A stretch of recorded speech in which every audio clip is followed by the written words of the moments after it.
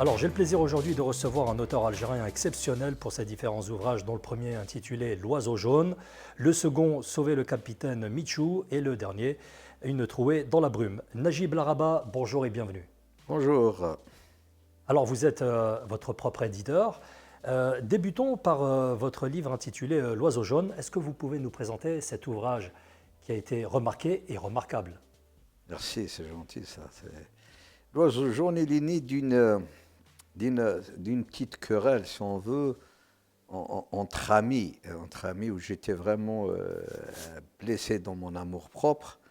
C'était lors d'une invitation où on devait fêter les 120 000 heures de nos trois Lascars, hein, des pilotes, comment on appelle ça, des hélicoptères, de la voilure tournante.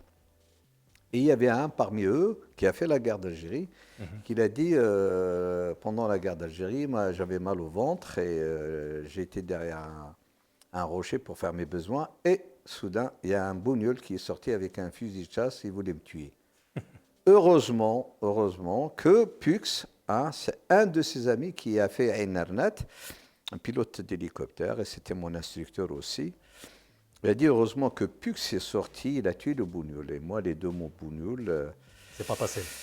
c'était pas raté. J'ai commencé à pleurer et il y avait une centaine de personnes quand même. Ouais. Il y avait même des Américains qui sont venus présenter leurs hélicoptères qui s'appellent un Strom. Et ils étaient étonnés de voir un gars à mon âge pleurer. Et ils se sont demandé, ils leur ont dit, bon voilà. Entre parenthèses, le monsieur, il a été blessé dans son amour-propre parce que c'est un Algérien et on a éveillé en lui un souvenir, sûrement. Et ils ont commencé à engueuler plutôt René en lui disant, bon, mais tu savais que Najib, t'es un Algérien, t'es un ami de l'Algérie malgré qu'il y a eu, t'as fait la guerre, mais pourquoi t'as sorti des débilités comme ça? Il est venu pour s'excuser, je lui dis non. Il voulait me faire la bise, je lui ai dit, ah, tu sais comment que ça se passe. Je lui dis non, ne me touche pas. Et quand il a insisté, je lui ai dit, écoute, tu t'assois et tu m'écoutes. Et c'est là où l'histoire de l'oiseau jaune a surgi en moi. L'oiseau jaune, si tu veux, c'était le petit avion que vous voyez là. Ouais. C'est le petit avion, le Piper Cup, le Piper Cup, qui, lors d'une fête de circoncision, a été cherché à des gens qui connaissent un peu comment on appelle ça, les traditions de chez nous. On va chercher de la terre vierge, hein, pour enterrer le petit bout. Et l'armée française, elle a reçu des ordres de disperser tout attroupement, toute procession, pour les disperser. Pourquoi? Parce qu'ils ont reçu des ordres que pendant ces réunions-là, il y a toujours des échanges de tracts, d'argent, d'armes et tout. Alors ils ont commencé à nous tirer dessus. Et moi, je suis parti en courant avec ma mère jusqu'à la route nationale. Et là, j'étais blessé. On a été arrêtés par une Jeep, hein, avec des militaires français et tout. Quand je leur racontais cette histoire, il y a un Michel Anglade qui vient ça fait 1 an maintenant qu'il est décédé. C'est un de mes instructeurs aussi, à qui je rends hommage. Il m'a dit, mais Najib, ça, ton histoire, elle est digne d'un film, puisque tu es cinéaste. Je suis sorti de là, de la Lausanne. J'ai acheté un petit calepin, j'ai commencé. En arrivant à Paris, j'ai écrit déjà 15 séquences. Je l'ai rappelé, je lui ai dit, bon, voilà ce qui s'est passé. Il me dit, mais c'est formidable. Mais il y a une condition. Il m'a dit, je vais te faire connaître des anciens militaires qui ont fait la guerre d'Algérie. Ils vont te raconter des tas de choses sur cet oiseau, comme tu l'appelles. Et là, l'idée, elle est venue et j'ai commencé à... Alors, pour rappel et pour le dire à nos spectateurs qui vont voir cette vidéo, en fait, le titre en arabe, c'est At-Tayyara Safara, l'avion jaune. Et en fait, c'est un chant patriotique aussi qui a été repris, enfin qui a été chanté initialement par une Algérienne du coin, entre Bouj Bouararij et Batna, hein, pour faire large. Est-ce que tu peux nous dire quelques mots sur cette... alors, on ne sait pas si c'est vraiment une légende ou une vraie histoire, cette histoire de chanson. At-Tayyara Habsimet Ad-Darbish. C'était C'est ça, hein, pas la une chanson. légende, non, c'est pas une C'est une légende, vraie histoire, c'est une donc. histoire réelle. D'accord. C'était réel, tu sais. Tayyara Safra, il y a deux sens. Hein. Il y a deux Ouais. sens. Tayyara Safra, c'est celui-là déjà, Safra, c'est une éclaireuse. D'accord? C'est une éclaireuse. نعيطوا لها الكشافة. القبايل يعيطوا لها ثموشارد. Parce qu'elle vient, elle moucharde, elle voit tout. C'est un avion qui vole tout doucement, à une vitesse réduite. Hein, et elle voit, ils filment, ils prennent des photos et tout. Et après, ils passent. C'est la reconnaissance, en fait. C'est un avion de reconnaissance. Mais de temps en temps, ils sont équipés pour tirer. Hein. D'accord. Ils envoient des appels, des messages au PC. Et le PC, suivant l'état du message, hein, plutôt la teneur du message, ils envoient cet avion jaune encore qui est le T6. Entre le Piper Cup et le T6, il y a une différence. Celui-là, il peut se servir en tant que bombardier, hein, en tant qu'il balance des bidons de napalm. Ah oui. Voilà. Ouais. La dame, elle avait cet avion qui lui tirait dessus, hein, avec son frère. Et elle disait طيارة صفراء حبسي ما تضربيش avion jaune hein طيارة avion حبسي ما تضربيش عندي راس الخويا واللي ما مدن j'ai qu'un seul frère et ma mère elle est stérile. Le stérile c'est pas dans le sens péjoratif. C'est dans le sens où son père il est parti au maquis mais cette fille là elle sait pas que son père il va revenir pour lui faire un frère. Non, elle dit c'est des paroles qui sortent du fond de l'âme. Bien sûr. Mais cette chanson, elle a été reprise surtout depuis que ce roman est sorti en Algérie. Je l'ai entendu, effectivement. Oui, et maintenant tout le monde l'a chanté. On l'a chanté même au Moyen-Orient, qui a été reprise par, je crois, c'est un chanteur syrien ou Gazaoui. Il l'a reprise dans cette forme. Pourquoi? Pour rendre hommage.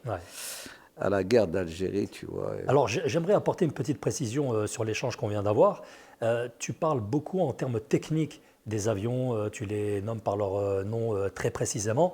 En fait, parce que tu es de formation pilote d'avion, pilote d'hélicoptère. Par ailleurs, tu es aussi réalisateur aussi. Mais alors, là, maintenant, on comprend mieux pourquoi tu attaches cette importance sur les termes techniques de ces engins. Tu es donc pilote. Et dans le livre que tu abordes, Tayyara Safra, l'oiseau jaune, c'est l'histoire d'un petit garçon qui vit aux abords d'une base aérienne française à l'époque de la colonie de l'Algérie. Et donc ce petit garçon a une relation particulière avec cette base. Et puis après, il va y avoir une amitié qui va se tisser entre lui et un capitaine qui est aussi instructeur. Et dans la vraie vie, en fait, ce petit garçon, c'est toi qui es devenu pilote par la suite. Si on veut l'histoire du petit garçon, il fallait que je trouve un lien entre la base militaire et l'enfant. C'était quoi? C'était Najib, qui était un enfant de la madrasa, et la base qui était lointaine, elle était fictive dans ma tête. Moi, plus tard, je suis devenu pilote, mais il faut que je trouve un lien, et c'était la fiction. J'ai fait appel à la fiction. Pourquoi? Parce que quand tu écoutes beaucoup de gens qui étaient autour de cette caserne, il n'y avait pas uniquement une seule caserne en Algérie, hein. Il y avait beaucoup de casernes. Et je raconte un peu l'histoire de tous les enfants de mon âge qui ont subi un peu ces actes-là.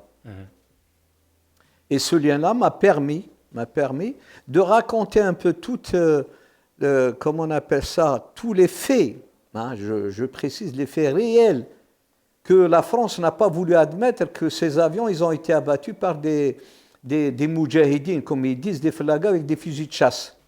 Mais finalement, on leur a abattu, hein, des avions puissants, hein, des avions comme celui-là, le T6. Il y a des traces, des vestiges à Batna.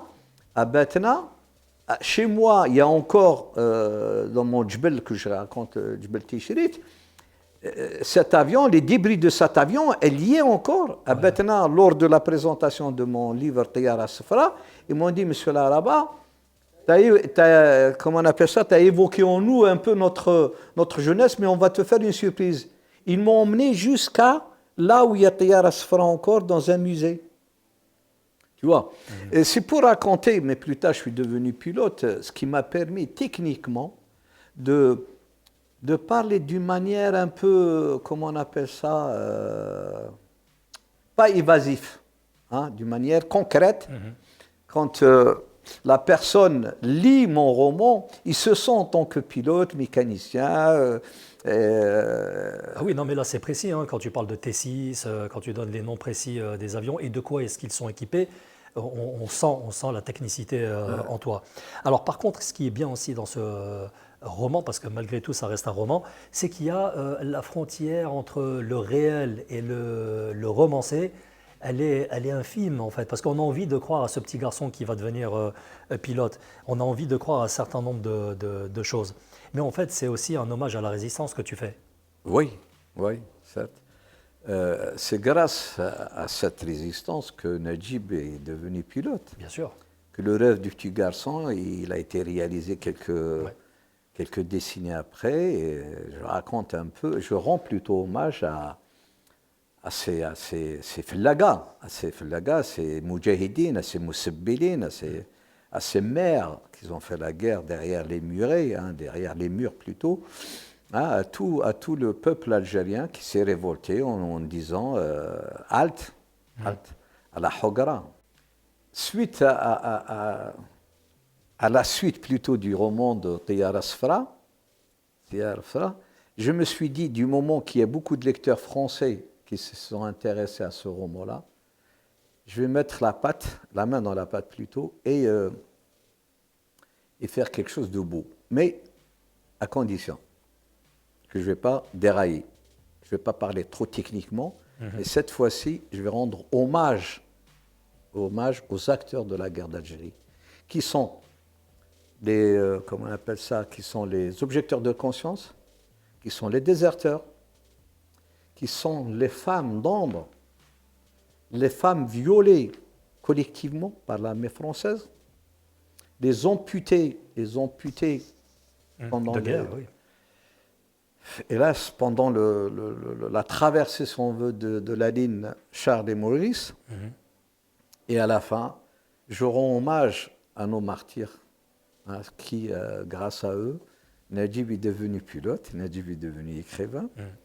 C'est à travers cette plume fine, hein, c'est une plume imagée. Parce que moi, quand j'écris, je n'écris pas littérairement, je ne connais rien dans la littérature. Moi, je suis scénariste, j'écris des scénarios. Et j'arrive maintenant à les romancer, à leur donner... Oui, c'est un autre exercice aussi, ouais, en fait. Ces scènes-là, je leur donne vie. Et Michou, quand il revient à la base, il se fait condamner, il va être jugé. Il savait que sa tête, elle est mise à mort. Ah bah oui, carrément. Et qu'est-ce qu'il fait ? Il appelle son copain avec qui il faisait du troc. Et ce copain-là, c'était Ali Le Fou, un commandant qui a géré toute la région de Khrata, avec qui il faisait du troc. Capitaine Michou, il lui a ramené des pastos.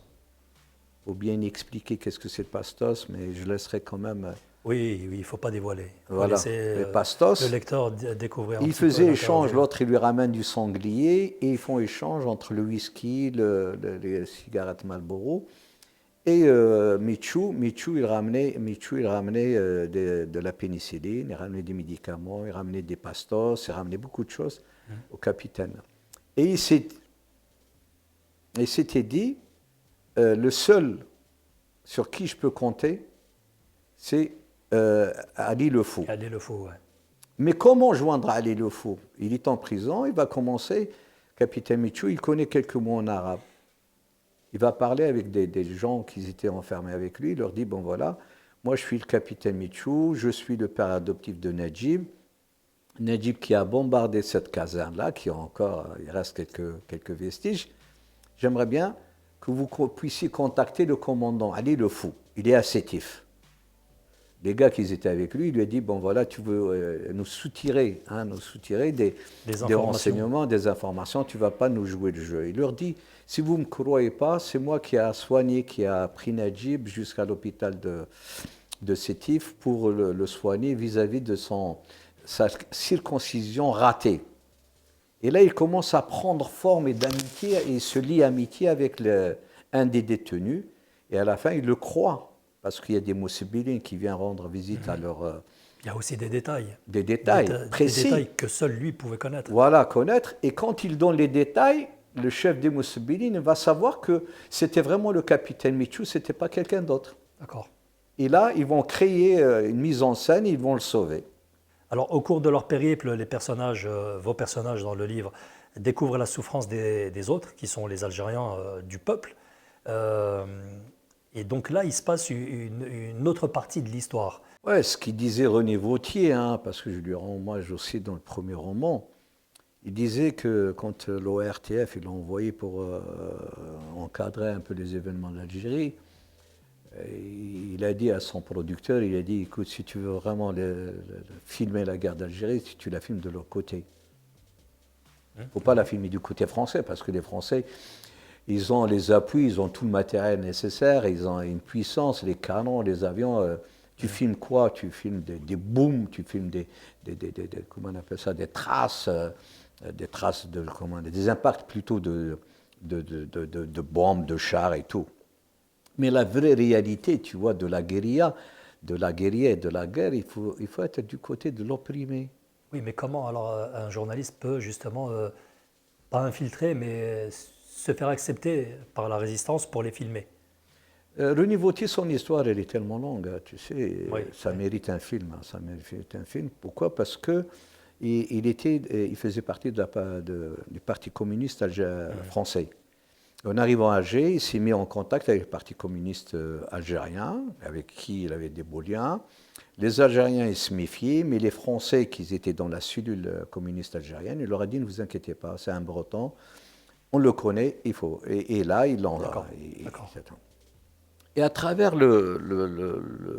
comment on appelle ça, l'évasion plutôt de Michou et de Claude, je fais rencontrer d'autres personnages clés de l'histoire de la guerre d'Algérie.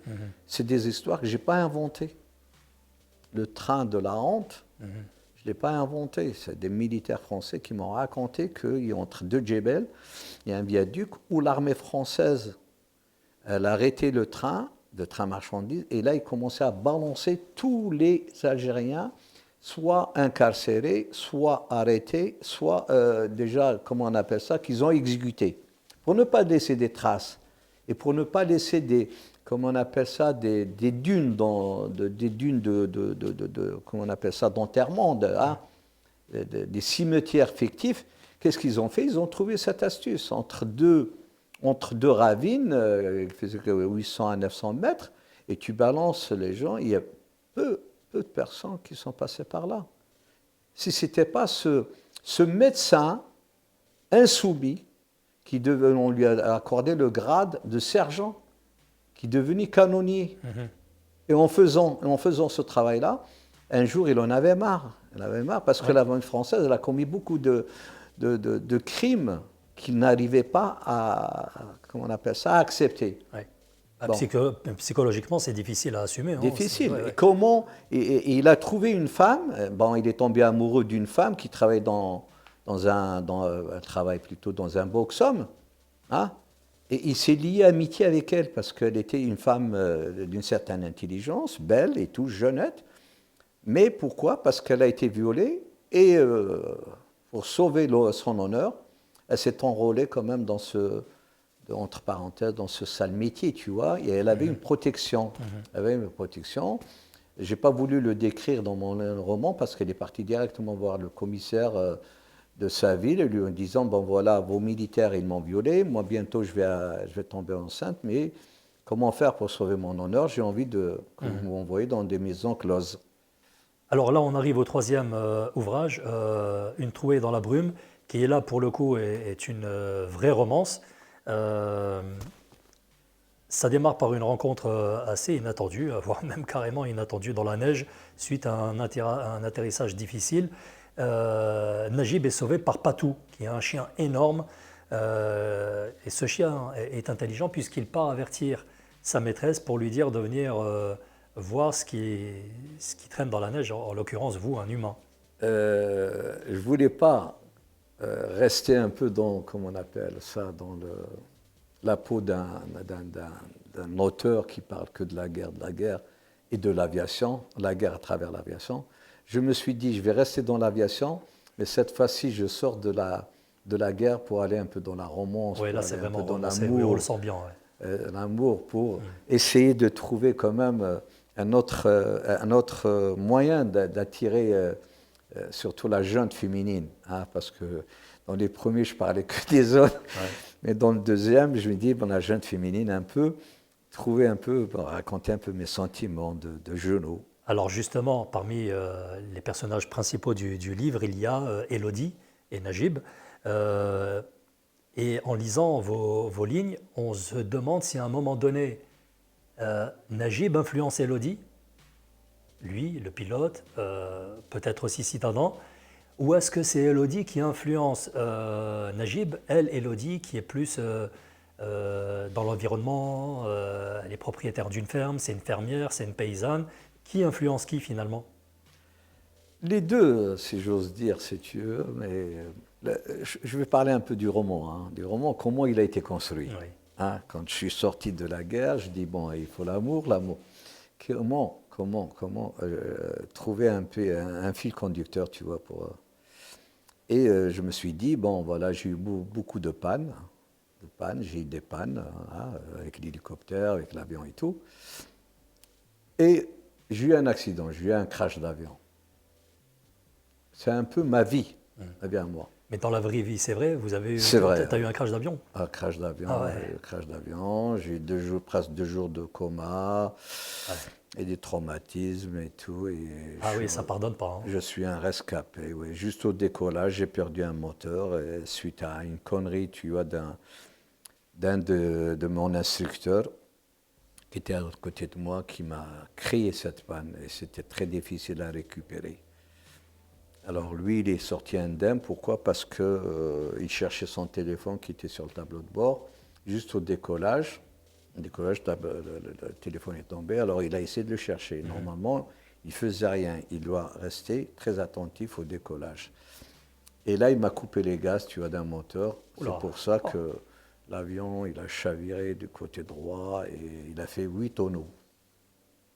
Et moi, ils étaient obligés de me décarcérer. Ouais, désincarcéré. Désincarcéré. Ils ont coupé l'avion, mais j'étais avec un visage pire que Quasimodo, tu vois. Et c'est pas pour dénigrer le personnage, hein, mais j'étais pire. Hein, c'était un vieux souvenir et je me suis retrouvé à l'hôpital et c'était pas marrant. Donc la relation entre Najib et Élodie, elle commence tragiquement, hein, parce qu'on vous retrouve à moitié mort dans la neige. Et après, comment se tissent les liens? Est-ce qu'il y a tout de suite de la confiance, ou de la part d'Élodie, je veux dire? Est-ce qu'il y a de la confiance ou alors de la méfiance? Et puis, qu'est-ce qu'on va faire de ce bonhomme qu'on a trouvé? Comment ça se passe? Déjà, Élodie, au début, quand son chien Patou est venu la chercher, bon, elle était étonnée. Ah oui. C'est une fermière qui vivait seule. Mais je ne voulais pas raconter sa vie parce qu'elle avait des expériences de sauver, tu vois, des randonneurs. Hein. Mais un randonneur en pleine neige, où Patou est venu la chercher, c'était quelque chose, comment on appelle ça, une grosse énigme. Hein.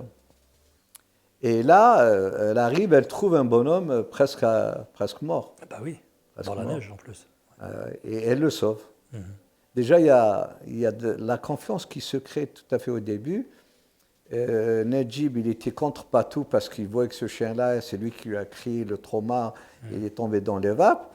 Et lui a dit, mais attendez, soyez humain parce que c'est lui qui vous a sauvé la vie. C'est lui qui vous a sauvé un peu quand même. Ouais. Là, ils vont devenir des amis. Ils commencent à créer Et une fois qu'il s'est réveillé, qu'il s'est remis en forme, il voulait partir. Elle lui dit, bon voilà, mais ici, la brume, elle ne se dégage jamais, tu vois. Ouais. Vous avez encore du temps. Il dit, mais madame, j'aimerais bien que, si c'est possible, que vous m'accompagniez à mon avion. Elle lui dit, heureusement, hein, vu votre tenue, si vous m'avez dit que vous étiez un randonneur, je vous aurais pris pour un fou. Mais là, je vous crois que vous étiez. Mais quand elle arrive, elle découvre pour la première fois l'hélico avec l'aigle. Et l'adage, hein, l'aigle sommeille mais ne dort jamais. Il y a une certaine confiance qui s'est créée surtout le soir. Elle est tombée sur un gars qui est quand même ingénieux, un gars qui est cultivé, un pilote. C'est ça. Et elle, c'est petit à petit, au fur et à mesure de l'histoire, on va découvrir à la fin que c'était une ancienne chirurgienne. Julien qui a laissé tomber son métier. Je voulais pas en parler, mais Non, c'est pas grave. si tu dévoiles, il y a en fait, c'est pour amitié, pas dévoiler ton livre, quoi. En fait. Ouais, il y a cette amitié qui va se créer entre deux êtres humains en plein nature. Et petit à petit, elle lui donne quelques détails en lui disant, vous les pilotes, vous pavanez dans les halls et machin. Et après, il lui dit, moi, non, je ne suis pas de ces gens-là. Ouais. Et à travers les soirées, ils vont arriver à se connaître tous les deux. Est-ce qu'il y a un apport mutuel? Est-ce que Najib apporte quelque chose à Elodie? Et est-ce qu'Elodie, en retour, lui apporte quelque chose au point de vue expérience et vie sociale?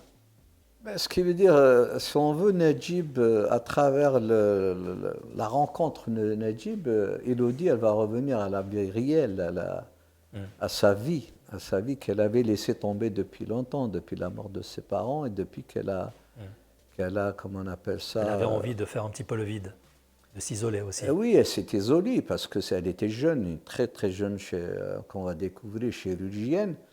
Mais la plupart des gens du village, ils ne disent pas que c'est une ancienne chirurgienne parce qu'elle avait cette doigté de sauver les vaches, de sauver les bêtes quand ils sont blessés et tout. Mais retourner à la salle d'opération, pour elle, c'était négatif. Mais le jour où Najib est tombé, il a eu son accident, son crash, Najib lui a promis de revenir. Mais Najib, il est parti. Sans revenir. Mais pourquoi il lui a promis de revenir? Parce qu'il y a une étincelle qui s'est créée entre ces deux personnages. Oui. Et elle a eu jamais cette sensation sentimentale et comment on appelle ça, cette confidence très profonde à travers des hommes que Najib a découvert l'amour. Oui. Alors justement, je ne vais pas dévoiler la fin de l'histoire parce que bon, je la connais, mais en fait, Najib est parti, il va revenir, mais il va revenir avec une grosse surprise. Oui. Et on va laisser le soin aux auditeurs, aux téléspectateurs de lire l'ouvrage que tu peux montrer d'ailleurs, si les gens veulent se le procurer. On peut se le procurer où? Actuellement sur Amazon. Voilà. Sur Amazon, oui, Amazon. Les trois romans, ils sont sur Amazon, oui. Alors, ça, c'est une histoire à l'eau de fleurs, je vous le dis, mesdames et messieurs. Mais prenez le temps de lire cet ouvrage, il est très intéressant. Najib, pour terminer cet entretien, est-ce que tu peux nous dire d'où te vient cet amour pour l'écriture? Alors, tu es pilote, tu es réalisateur, tu fais plein de choses dans la vie, c'est bien, mais d'où te vient cet amour pour l'écriture? C'est un peu difficile à expliquer. Moi, je suis devenu romancier, si on veut, par accident. Je vous ai raconté, c'est par accident. Mais avant, j'écrivais beaucoup de scénarios. C'est un autre style, oui, la scénario. J'écris beaucoup de scénarios. Bon, ce qui fait maintenant, avec cette touche romancière, j'ai sorti tous mes anciens scénarios que je suis en train de romancer. Là, je suis sur le premier, le deuxième, mais il y a le troisième. Ouais. Je suis sur le troisième pour raconter un peu Najib, son parcours de Tunis, en Égypte, en Syrie, en Irak, d'Irak en Chine, Russie, l'URSS, et le retour où Najib, il va leur apprendre comment on manie, malgré qu'ils ont fait, comme on appelle ça, un stage accéléré pour piloter des hélicoptères, mais Najib, il a ce sens, cette doigté, tu vois, de piloter un hélicoptère pour acheminer des armes d'une base arrière libyenne au front algérien du côté de Tbessa et tout. Je l'appelle l'envol de Tayar Asfara, qui s'appelle Tayar Asfara 3. Très bien. Il est en plein correction. Eh bien, c'est bien. Donc, il y aura un quatrième ouvrage à découvrir très prochainement et tu repasseras nous voir ici pour en parler davantage. Merci beaucoup, Najib, d'être venu nous présenter tes ouvrages. Je vous remercie infiniment pour m'avoir reçu.